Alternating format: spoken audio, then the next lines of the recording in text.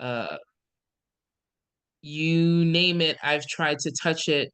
Bookkeeping, all that fun stuff, even publishing. With off and on 7 years of working for a little guidebook called Zagat, which most people don't know. I used to be involved with that. So I know a lot about specifically New York City, the history of restaurants, and a bunch of the world of beverage and hospitality here. But I've also been to 45 out of 50 states, just a little thing. So I've seen this country, and most people have not seen their own country, which is why I really do say that, because I think it's important to understand a lot of why we're where we're at now when you see um, what it actually looks like here. So once again, thank you, Tara, for inviting me in Hue Society, and I'm excited about our talk. Thank you for coming, giving us your time. Let's jump over to Fern.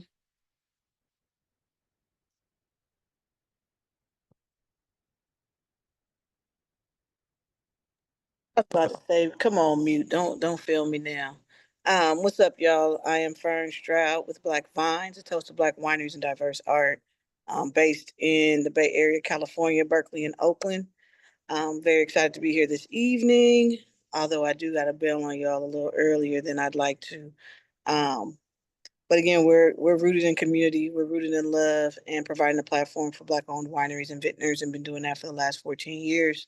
Thank you so much to Tahiirah, who's it kind of opened my eyes to a whole nother plateau of folks in this space. So just making it happen. So thank you so much. Peace.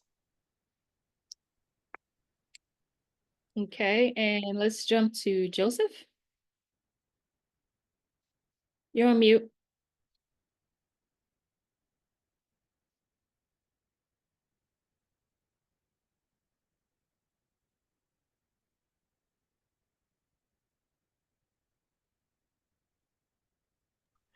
All right. Can you hear me? Yeah. Better? All right, good. Sorry, guys. Yeah, for a little mute problem there, but here I come. Anyway, my name is Joseph Smith, and for most of you all who don't know me, I'm actually a Belizean winemaker first. So I'm from Belize. I've been in this business, in the wine business, for over 28 years. And I'm so happy to be here. I'm fortunate to meet some of you guys for the first time.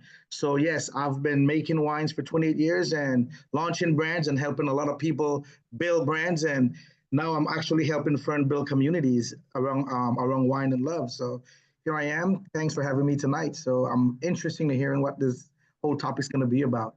Super interested. Thanks for being here. And last but not least, the man, Dap. What's You want to going tell on? me Dap? What's going on, Tahiirah? What's going on, good people? My name is Dwight A. File, aka DAP. I am the former head of DEI and culture at Toll Wine and More corporate. I'm also a SOM and a consultant. So I'm not completely dry right now, but Total Wine is one of the biggest retailer in beer, wine, and spirits in the nation, boasting over 280 stores, 12,000 employees, with revenue about $6 billion a year. And so um, they had never had a function before when it comes to DEI, and they tapped me to kind of start that project 2.5 years ago. And as of 2 weeks ago, they decided to pull the plug on that kind of motion. So it's an interesting time, I think, for a lot of people. And I'm sure we're going to dive into some of those headwinds in a little bit, but appreciate the opportunity to be present. Yeah, Dap, thank you for being here. I think I really thought your perspective was incredibly important. And I honor you all for being here in the space. Quick request. The best way to support you, drop that in the chat so people can find out where you are, how to follow you, your website, any of those kinds of things whenever you guys get a chance as we move along. So first question, and I think this is, right out the gate. And any of you can kind of jump in here, but I'm going to start with Fern. From your perspective, because Black Vines is in year number 14? Yes. So 15 next year. You just had your 14th festival. As someone who does festivals, you know, we're pretty collaborative for one, and two, I also understand what it takes to put a festival on, how much support and cooperation you need from sponsors, brands, the community, the whole thing. From your perspective, how has the wine industry evolved from a consumer and brand standpoint? And in particular, what was this year like for you? Um, this year was very telling of a larger story. And I think it's rooted in kind of the fears around inflation, money security, job security. So we did see a dip for the first time in 14 years in attendance and overall revenue. However, we also saw uh, a enthusiasm that has been unmatched, and so we kind of countered that loss with this newfound interest. And so our ticket sales were down, but our memberships went up, which was the first time ever something like that happened. And I think it's a telltale sign of more to come. From a evolution kind of perspective, from our lens, what we've never really been rooted in that whole DEI kind of concept. What we've rooted ourselves in is building a community of wine lovers and providing a platform to kind of educate folks in what wine is, take the pretension out of the wine experience, and make people comfortable around where their palate is and how they continue to develop that palate. And so, with that, we kind of take you as you are. And it's really, really been a growing community of just folks curious, wine professionals. We really want to double down on making it a 360 Black experience. And so, Black owned producers, Black owned glass makers, Black owned wineries, Black owned catering companies, Black owned sound guys, Black owned procurement. In every facet of the space, we try to make it a Black experience. And so, with that, really building that ecosystem of where money is coming in and out, flowing, where it's not just a one time thing. And so, I do see folks pulling back on the dollars from one perspective, and that's from sponsorship to to consumers.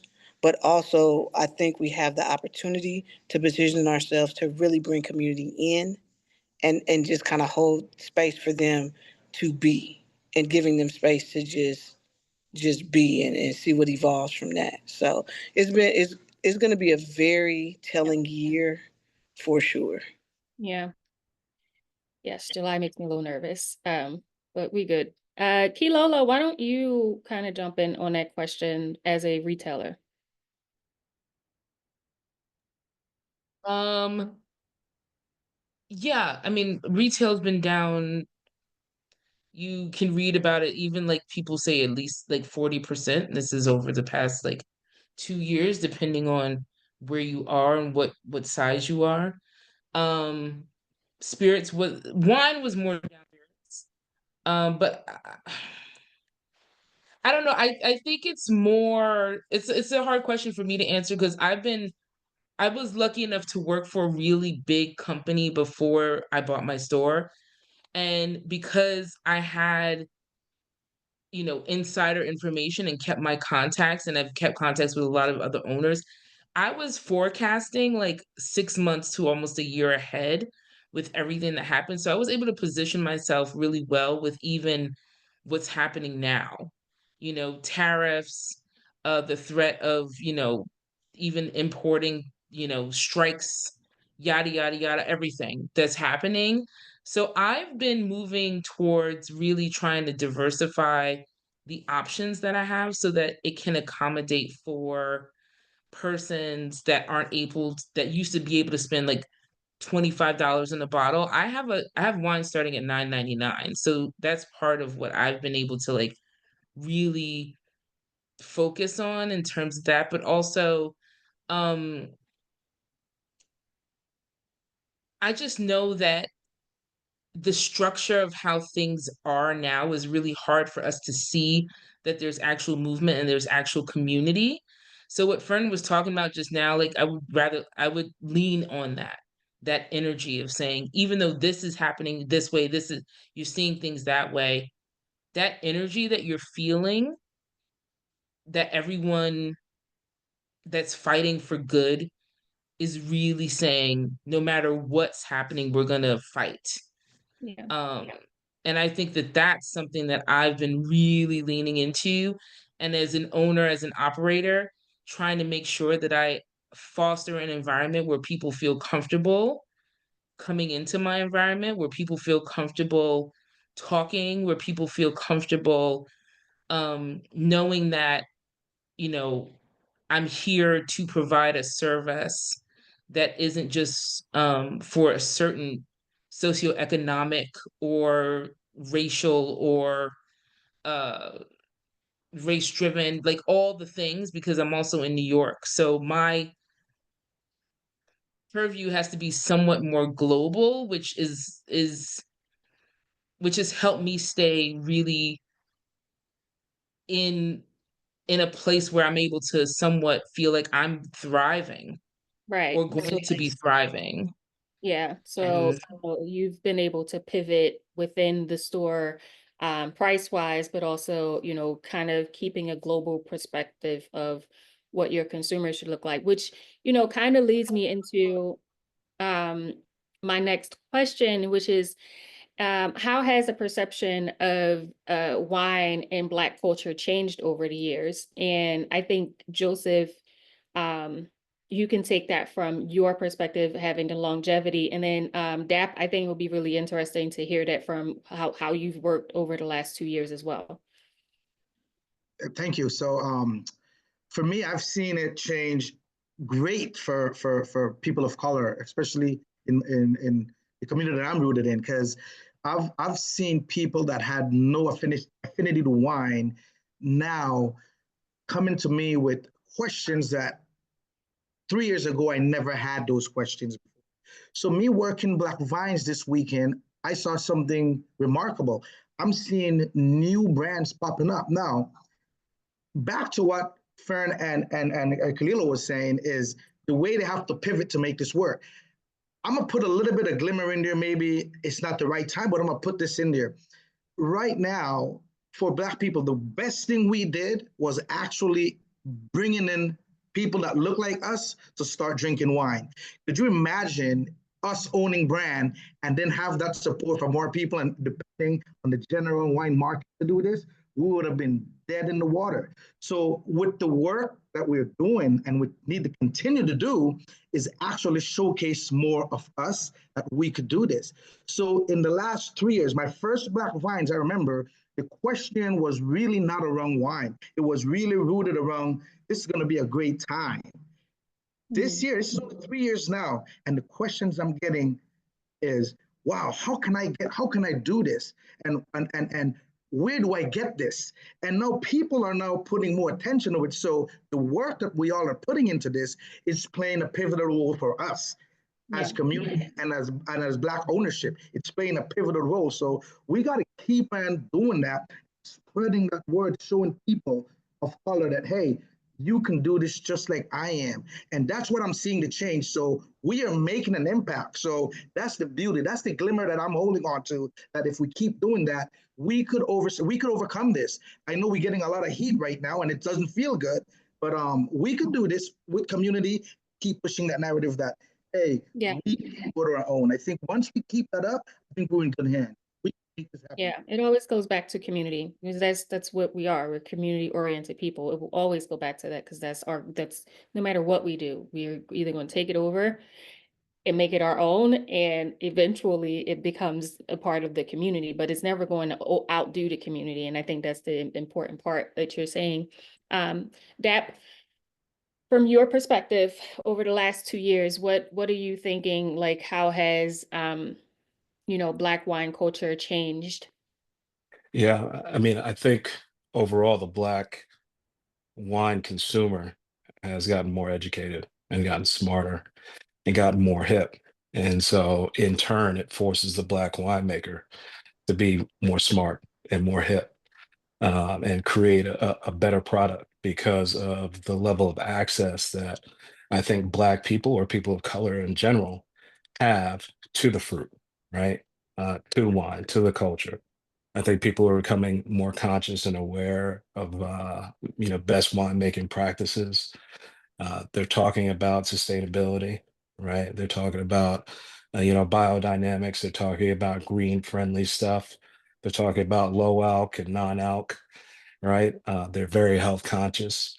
I think the consumer overall is just growing in multiple ways, and it has a lot to do, with what we have access to, through the media, of course, but also groups like this that exist and that are very, very present, all around the world. So I think it's certainly a good problem to have.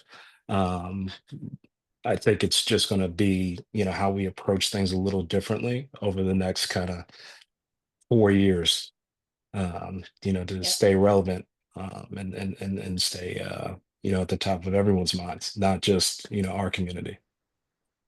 So since you're already on the hot seat, um, let me ask you this. Do you feel like there is a real commitment to, and I don't even do the diversity, equity. Right. I think that it's important, but it's also, for me, it's just community. Like you practice that, but we all know that Black people run money, right? Like we Sure. basically run any kind of economic system when we put our mind to it. And I see more and more reporting into it. So the question is, do you see a real commitment from major companies, in diversity? And we've seen people revealing themselves left and right. Mhm. Or do you think that it's just marketing for the time, meaning 2020 was a whole Yeah. upheaval, right? It became cool to support Black people, it became cool to support Black brands. It was financially beneficial, and now it's not. Uh, Mhm. what are your thoughts on that? Yeah. I mean, it's a good question. I think, you know, we're at a state now where, you know, the kind of newness and shininess of 2020 and the disruption of 2020 is worn off. And you're forced to really like embrace the juice for what the juice is, right? And I think the level of um, I guess adversity that we face over the past kind of year and a half is real, right? We haven't been in a position to really win. I think there's a lot of performative action that was going on for a lot of organizations, and a lot of misinformation and misunderstanding of what true equity, what true inclusion actually means. Yeah. The acronym obviously gained a negative connotation over time, but I think there are waves of divisiveness that exist, and it's forcing a lot of people's hands. I mean, when you wake up in the morning, I don't know how many people feel great about the current climate, and so I think it's really really challenging, for a lot of folks, uh, Mhm. Black winemakers, people of color in general, other underrepresented groups certainly. Fern, you there? Just making sure. Okay, we'll reroute. Um, Joseph, as someone who also needs support through sponsorships, I'm sure you do events and all the rest of that stuff. Have you seen a shift in the commitment on your end? Yeah, I think so. So for me, because of what I do, right, I'm a producer first. So I'm out there purchasing fruit, making wine, and try to resell it to someone that can put it in a package. So my business is rooted in the bulk wine market.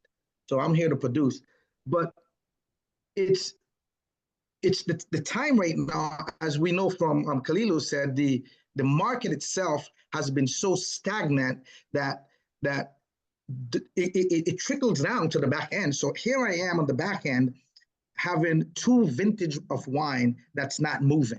Meaning I don't have whatever is committed is gone, but whatever I'm trying to sell on the open market, I'm stuck with those wines and have to bear that brunt. So when I see this happen, it's telling me that we are now in a position where if someone at the buying end newly want to get into this business, this is the time to do that. Now, it might be tough because we got so much pressure coming down with the DEI, like we're talking about, but the opportunity to get into this market is now because it's a buyer's market. Now, you have to be able to withstand this and be able to have the support from wherever that money is coming from to do this. Fortunate for me, I've been doing it for 28 years to support that. But you're right. Having new people put money into my business, no, that's not happening right now. People are holding on to anything they have right now, and rightly so. It's just too chaotic right now. There's no way to go with it. So, but if you're trying to get in this market, this is the time to do it if you can support that because it is a buyer's market right now. It's the best I can put it to you guys if someone wants to break into this industry. Well, how would someone break into the industry and what are, we understand the DEI challenge and we don't need to spend all night on that because we're all experiencing that in one way or another, right? But there are other challenges to Black brands. And I think that listing some of them and maybe a solution to them is important. So I would ask that each of you kind of go around. We can start with Kilolo. Like, what are some of the biggest challenges that Black brands are facing, even getting mainstream visibility, shelf space, that kind of stuff? Well, I think part of the issue is that our community is still getting to know one another. When I went down to Atlanta 3 years ago, I was meeting people from New York. I was like, "Where have you been for 20 years?" Like we know that we have a really strong group of people that are higher up and doing so many things and able to represent us in such a powerful way, but we're still a small number. And so it seems daunting even for us that are owners, to without without seeing ourselves, which is part of the problem that we have all the time. So to answer the question, I would say is it's this. Don't be afraid to talk to someone. Don't be afraid to say, "Hey, who funded you? Hey, Mm, how did you do this?" Like I literally have a conversation probably once a week now with someone younger or older, a person of color, because not just Black people, a person of color coming to me saying, "Hey, how did you do it?" And I'm like, "Do you have money for a lawyer and an accountant?" yeah. We're talking about how you have 2 years worth of wine stored up. Oh, you want to start a brand? Do you have a lawyer and an accountant? Have you I st- trademarked? Have you trademarked? Do you get your right, branding? right. Like, How far along are you in your process? Now, look, I may not be able to help you through your whole process, not because you can't afford me, but I have my own stuff I need to handle too. And I think that's another thing. Like, I'm very upfront with people because I am from New York and that's how we are. I'm like, listen, this is what I can do. In a month, come back. I will answer, I will pick up the phone. But I decided a while ago, especially when I bought I know you shaking your head because I'm like that. But I've decided when I bought this store that I wasn't gonna gatekeep shit. Fuck that. Oh, am I allowed to curse? I'm sorry. have we met? I don't care. I know, okay, perfect. I was like, fuck that. And that's why people come up to me and they ask me these questions because they know I'm gonna answer them. And I'm gonna answer them as well as I can. And if I can hook you up, I am, but I am going to put you through a process because once again, if you start representing me and my word and you're shy about answering some shit, then Yeah. Yeah. you're going to have to talk to someone else. So that's what I like for us to continue to get through this. People need to come forward with their stuff. You've been arrested? Okay, for what? All right, cool. Moving on, this how you get over that. Oh, you've been into this, blah, blah, blah. This we need to start helping each other. Yeah. And with this, no more of this, like there can only be room for one. I Yeah. Only started people in forgiving, the room. Yeah, I started forgiving a lot of people that people were getting help from that ignored the crap out of me for 25 years plus. And now all of a sudden they know who I am. I'm like, oh, you want to talk to me now? But that's what they had to do to get through. So now we know what's hit. That's Um, my Yeah. I think that's hilarious. Go ahead, Dad. I think also to kind of build off of some of that is, this is a very relationship heavy kind of business, right? It very much is who you know, and there absolutely are some gatekeepers that exist amongst our community, but especially outside of our community, right? And we can't, take that for granted either, right?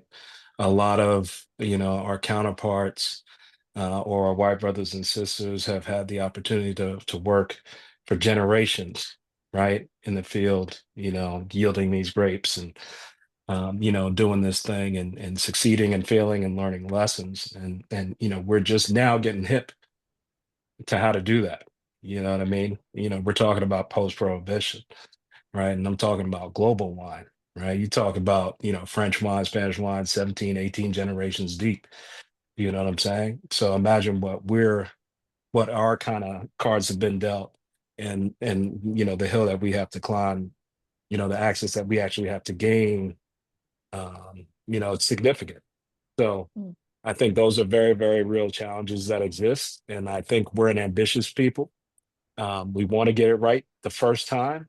But honestly, those of us who have, wine shops and retail shops or vineyards or products in general in this space, we may be building that for our second and third and fourth generation, in terms of what they'll actually see, true success in or financial, stability in that way, if that's what you're looking for.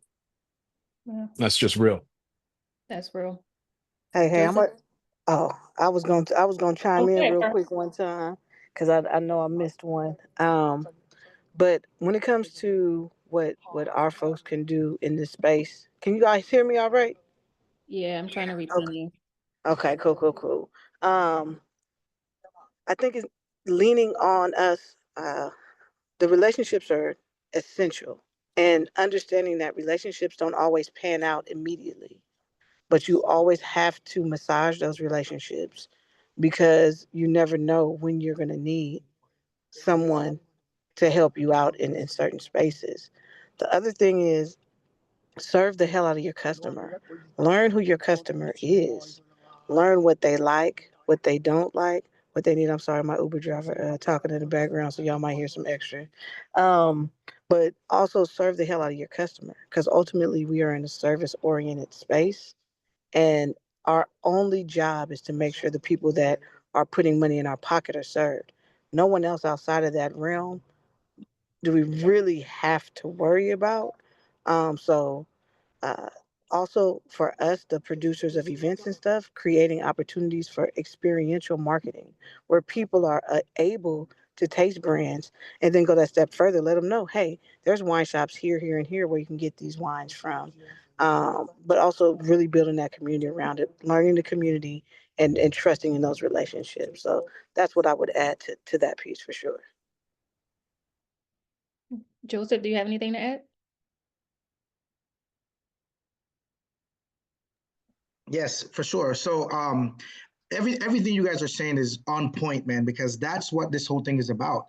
The relationship, this industry is so small, very small, because I've worked with people 20 years ago coming back around, they're asking me for favors, when I was doing that for them. So the market it's just a small community of us.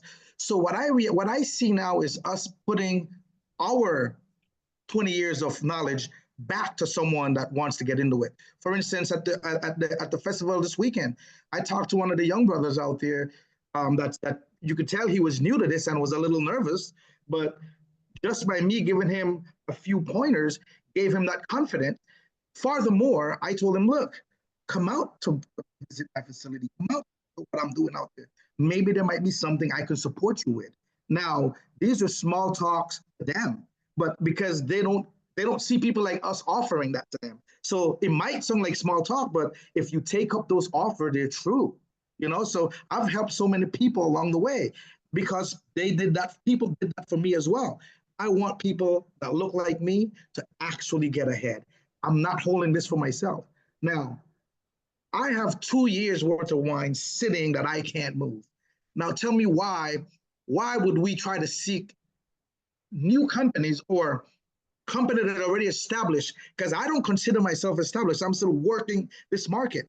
I would love winemakers in the Black community to say, where can I go to support and build my brand around Black community as well? Because we are making that product as well. It's not just the white farmer. We are doing those same work. We have those grapes. We have those wine. So come and support us. And I guarantee you, we probably do a better job with it than someone that's just want to hey, take it and go. I don't care if you don't build versus I care if you build, because if you build, you building us stronger. We need to move out of the 1%. We've been saying that for what, 5 years? We need to get out of the 1% and start really building this community so we can take our share as well. So for me, let's support our own. Let's support people that look like we from the bottom up, man, because yes, we're doing it from the vineyards all the way to the bottom. We're doing that.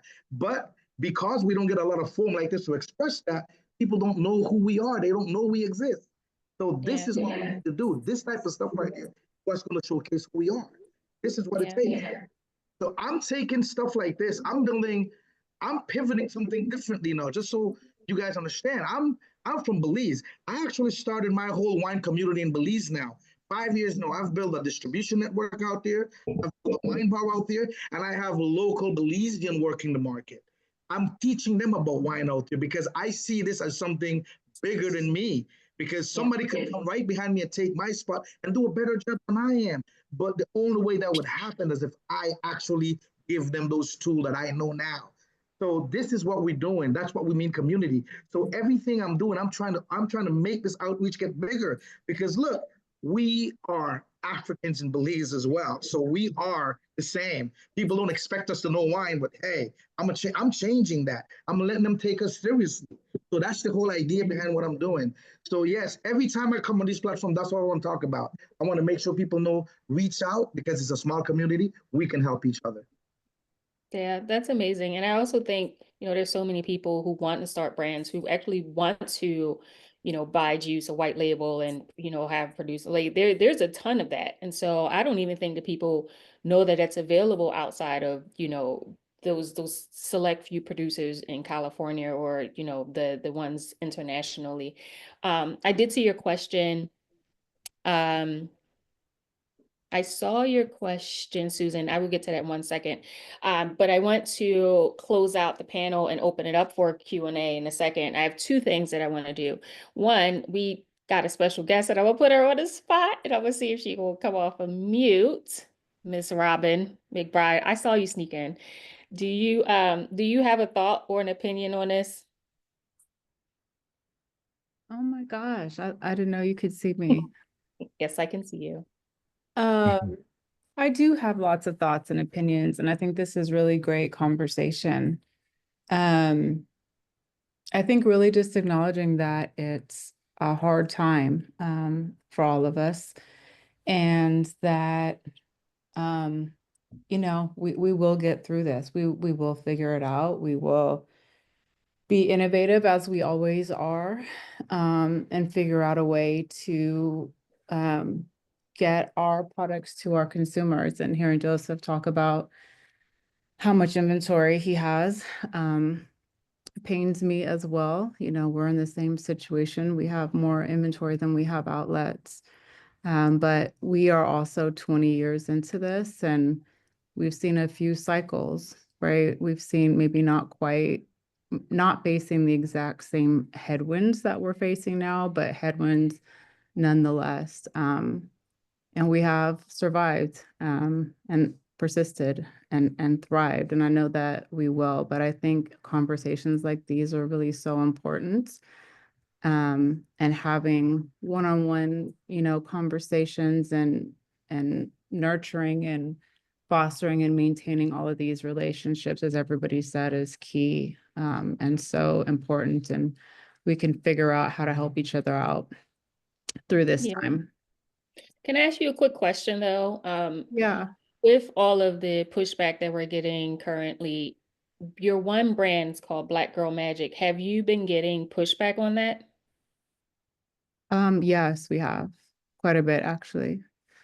I mean, unsolicited, just general hate from, people in the public, but also, which is surprising, shouldn't be surprising, but is a bit surprising to us, is, um, corporate relationships that we have in other businesses who have canceled, or pulled out of collaborations or content or things like that, not necessarily because they have, DEI initiatives that were canceled, but more just around the optics. They don't want to be associated. They don't want the association, and they don't want people to assume that they have DEI initiatives based on the fact that they're collaborating with a Black brand. So that's new for us. But given everything that's going on, it's not super surprising. Yeah. Everybody is, protecting themselves at this point. Yeah, I think, Robin, I I could recognize a distinct fear from a lot of leaders at a lot of corporate Yeah. levels. And I think it's always the goal to satisfy the customer. And in a lot of cases, satisfy the most premium customer, the person Mhm. who is spending the most amount of dollar. And that oftentimes doesn't look like who we have in the room right now. And so, they'll do whatever it takes to ensure that there is peace there so that they can keep Mhm. pockets padded. Mhm. And that's a reality that I think, we've always faced. It's just more pronounced now. Agreed. I also think there's a huge factor of hoarding in the industry. Like we kind of touched earlier on the hoarding of information, even amongst ourselves or positions, or, that only Negro in the room syndrome. You get in a room, you think you can be the only one, you don't want any competition. So you don't leave the door open, you don't invite other people in, which is really sad.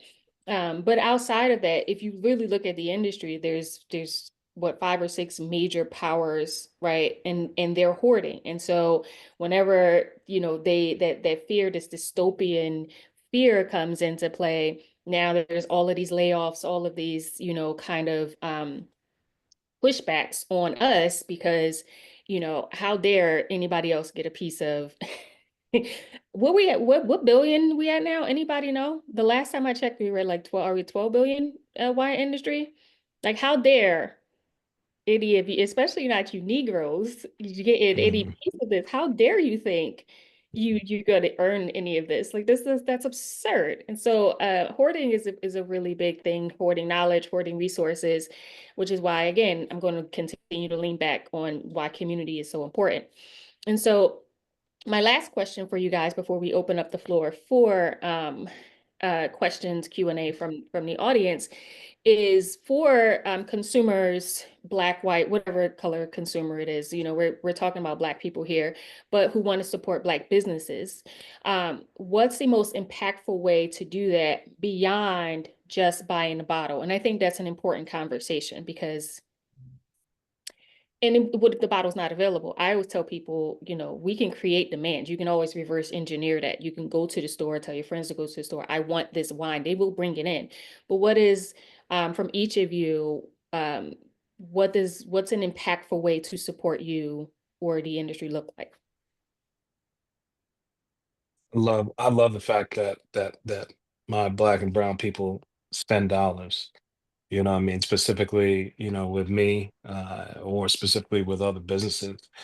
But I think what I would encourage us all to do from 2025 going forward is to evaluate if our spaces are inclusive. Um, do we get dollars from the next community and the community next to that? And how do we attract that specific demographic as well? Because I think that's really going to be the key to long-term sustainability and additional market share that I don't believe currently we have. Um, considering the talent that we have. So, that's what I would advise. Kilolo? Uh, Sorry, I was just thinking about something. And see, this is why I get distracted because there's so many good things being said. Um, Look, I just think everyone should start sharing more. Don't be afraid to share, repost, text a friend. I think that those things are really important. Like my sister, this is a real quick aside. My sister, Harvard art teacher, is her second year. She's going for a tenure position. She has an art show on Thursday. I just sent an invite to someone that was associated with my dad from hip hop back in the day. I never would have had the gumption, the even confidence to send this, even though this person always said, hit me up. I would have never sent this text if it wasn't for me being like, screw it. Closed mouths don't get fed. So like just lean into all of these things that we were taught, like all these sayings, like all these things, like just do that. And inclusivity, once again, just you being in the space, people seeing you in the space.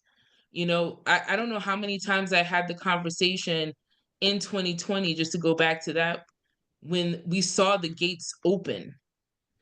I had a conversation with a very big person who y'all all know, and we both looked at each other and said, when they closing this door? And we had no idea they were gonna close it like this. This is hardcore.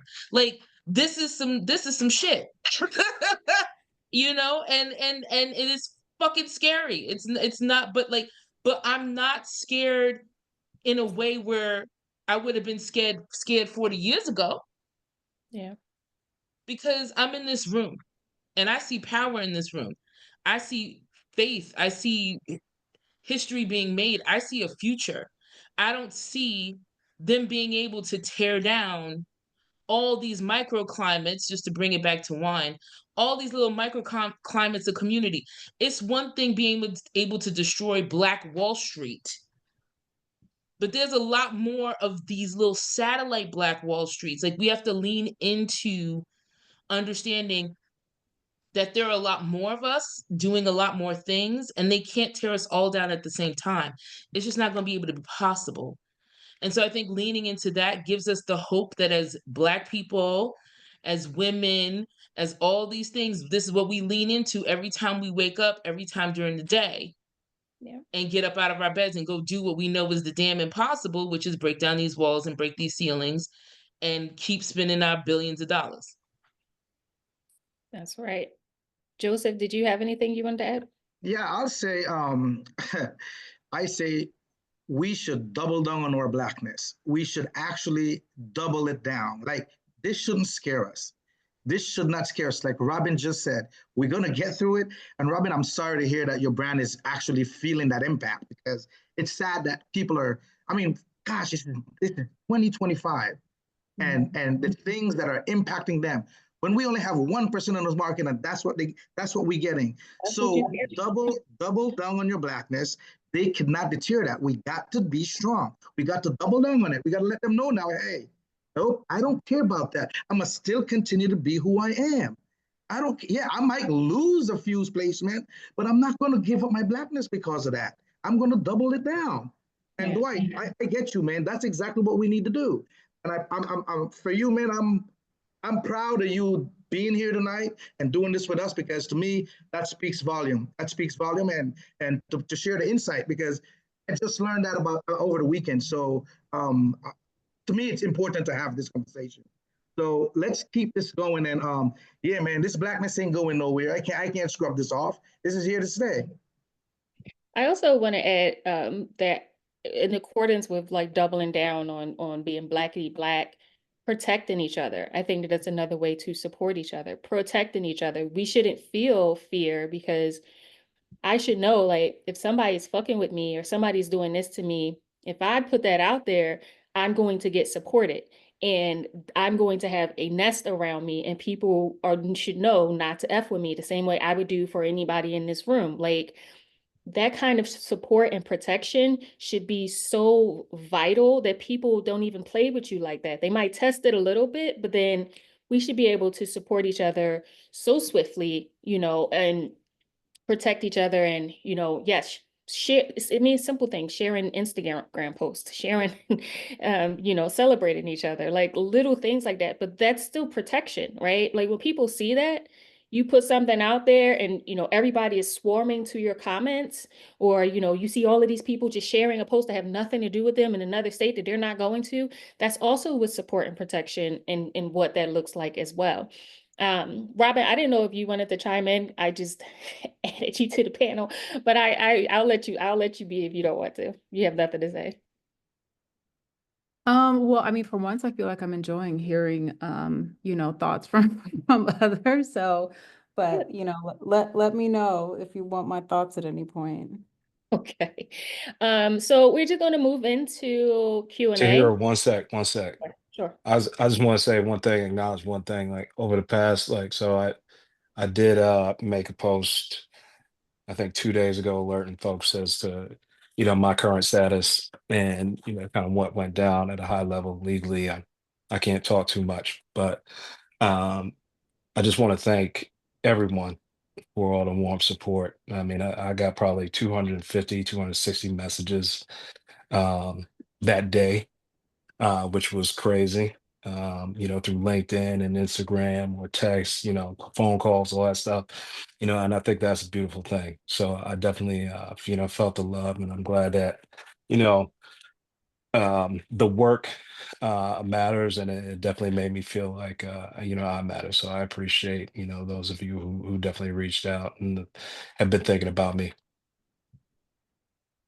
Yeah, that's great.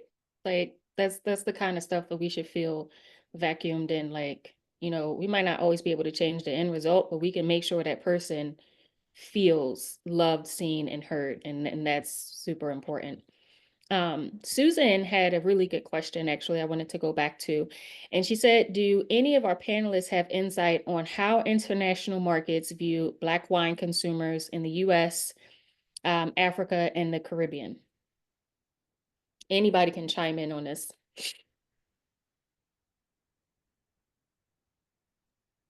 Joseph. Yeah, I'll speak a little bit about the Caribbean because that's the only international market I'm in. But I think the strength we're putting into the Caribbean, I think, is amazing, dude. I think we're seeing growth there for, especially for me. I'm seeing growth, and I'm seeing something that I don't like. I seen other international brand taking up those space that I think we should be in.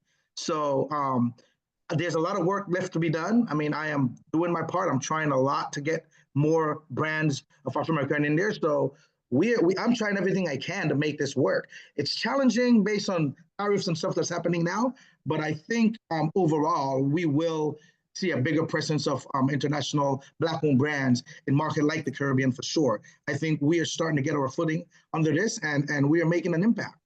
We're definitely making an impact. Yeah, I can certainly speak for the U.S.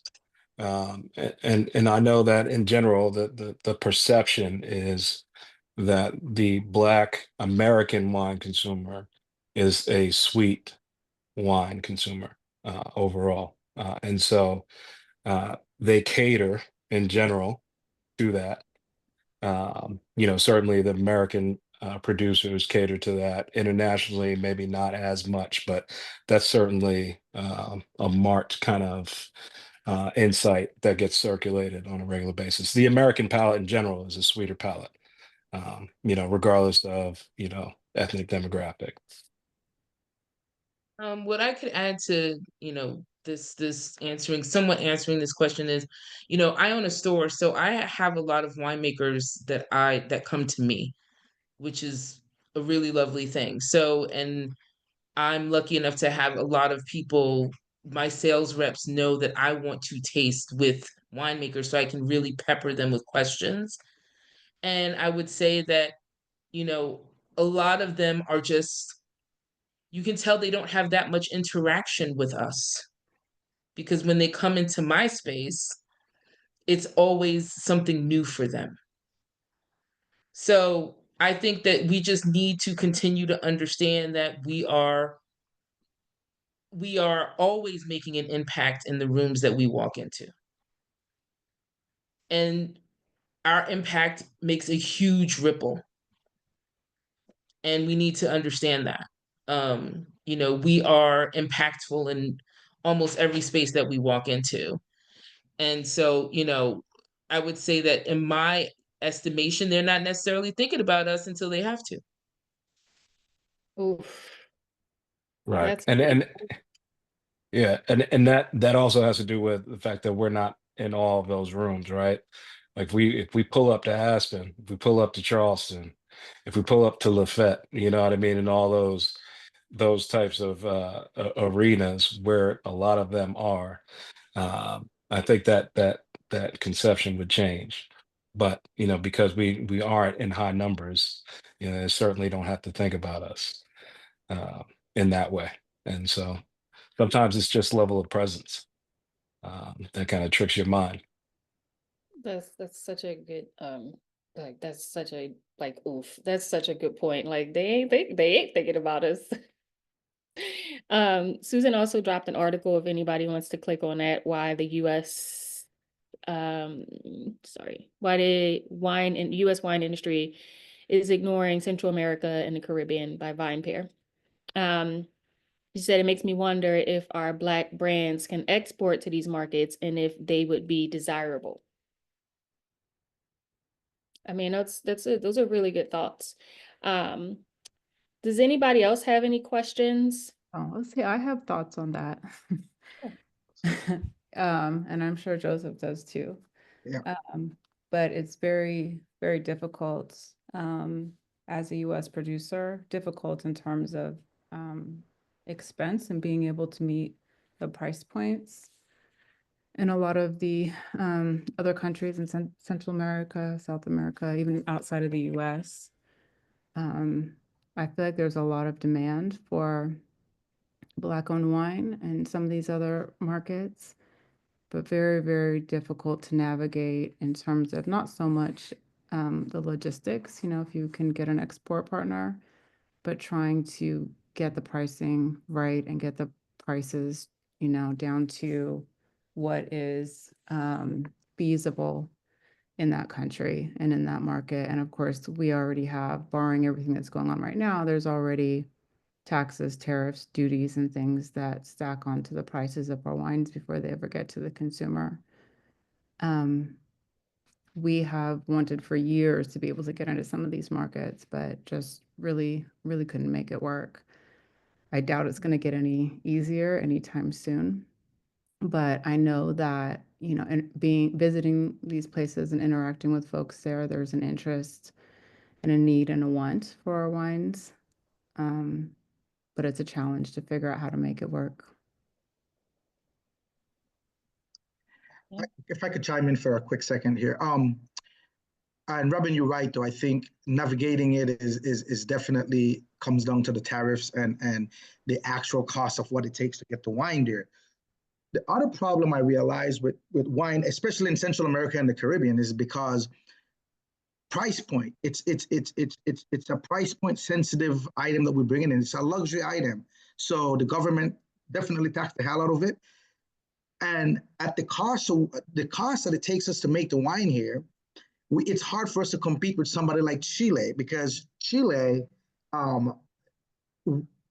producing the wines over there is way cheaper than doing business in the US. So if you go to any of these countries, you realize that they have a big share of that market. So me seeing that is what prompted me to do my own thing and start creating my own distribution in Belize, and only bring wine that I made when I first started. There is an appetite for it, like Robin is saying, because I'm from there. There's an appetite for it, especially when you're advocating for. I'm advocating for California wine. I'm advocating for Black California wine. So I am now creating something there that's been non-existent for the past 15 years, and it's ripe for grabbings. And right now, I'm in a position where we're opening up the market to a few more Black American brand to come to Belize. And the idea behind that is the only way I believe that we are going to be able to not only rely on what we have here, is to go international where there's more people like us before they get sucked up by these big companies because they don't want to play out there. So if we could actually create the narrative and lean that way, I think we can control a lot of those markets. And it's a decent sized market if you look into the whole scheme of things. So you can survive in a market like that, but it's a matter of how do we actually produce it where we can be competitive, try to knock Chile out of the way. Always because the people look like us. That's what helped us. That's what's going to help make this thing work for us. Yeah, and I think, these conversations are really important, and, continuing to build an ecosystem and cohesiveness versus competitions is extremely important, and it is the way forward. And I think on that note, because we're over time, but Kilolo, did you have any last thoughts? Yeah, like I said before, that everyone's saying such great things. I keep my brain, it's activated, which is great. Um, I guess I want to say that, like, I really was trying not to explain to people how hard it is what I do. And I think that that was the wrong approach in the beginning when I realized that I was an owner. When it finally hit me, like, so I bought out my business partners in August. So I'm a sole owner now. And I still didn't feel like a sole owner.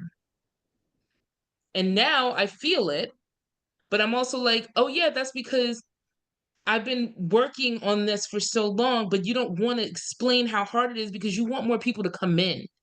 And I think that that's the wrong approach to say, oh, this has been so hard. How do I, not the wrong approach, but how do I say the juice is worth the squeeze? How do I say it? You will have the energy, you'll figure it out. And part of the reason figuring it out is like this, your crew, your posse, your family, if they're able to help, your best friends, your backers, whoever it is. Just, I want everyone to continue to have the hope that Black people have always had that gets us through all of this stuff. And I just want to reiterate, like, you know, not you don't always have the balls at the time you're supposed to have the balls, but eventually you get the balls. And I don't like saying that because The things are Bulls? better than balls. The Bulls? Balls a week, but that's the saying. So just just keep trying, keep at it. So can the panelists, that's the two that's left, can you drop your information in the chat if you are willing to do so? There are some people here who, from both ends of the spectrum would love to connect. That's the thing I love about the Hue Society. It's incredibly diverse, not only in like drinking availability, but profession, age, the whole thing. And while they're doing that, like I said, this is part one of a much longer conversation. I might actually be doing this once a month, putting together, a panel of different people once a month to kind of continue this conversation, because it is not a silo, it's not in a vacuum, and we do need to continue to raise our voice and build this community. Also, I would like to point out, if you have not seen it, there is a pretty comprehensive list of Black brands that we, put together. We have sectioned it off by state. We're going to put it out again because we have more to add. And the updated list, I wrote a book. It's called Pop Culture. Is in that book, along with Black retailers, a lot of resources that you would need to, if you're interested, to drop that. So you can find that on my website as well. And I hope that you left with something from this conversation. I hope that you will continue to engage in these conversations, because they are so incredibly important, regardless of where you are in the wine industry. DAP is back. Regardless of where you are in the wine industry. And you know, from a consumer standpoint, all the way through whatever kind of profession you're looking to be in, because that's also incredibly a diverse sector too. So thank you all for being here. I will see some of you on Friday at the legacy dinner. And the rest of you, I will see you on an event soon, I hope. Join in. Dap, I don't know if you want to drop your information in the chat since you pop back in real quick while we're still on. People were asking. Also, drop your Instagrams. You know what? Let's do a quick follow. If y'all want to drop your Instagrams in there, drop your Instagrams. Let everybody drop the Instagram because that's how we support each other. Drop and follow. Drop and follow.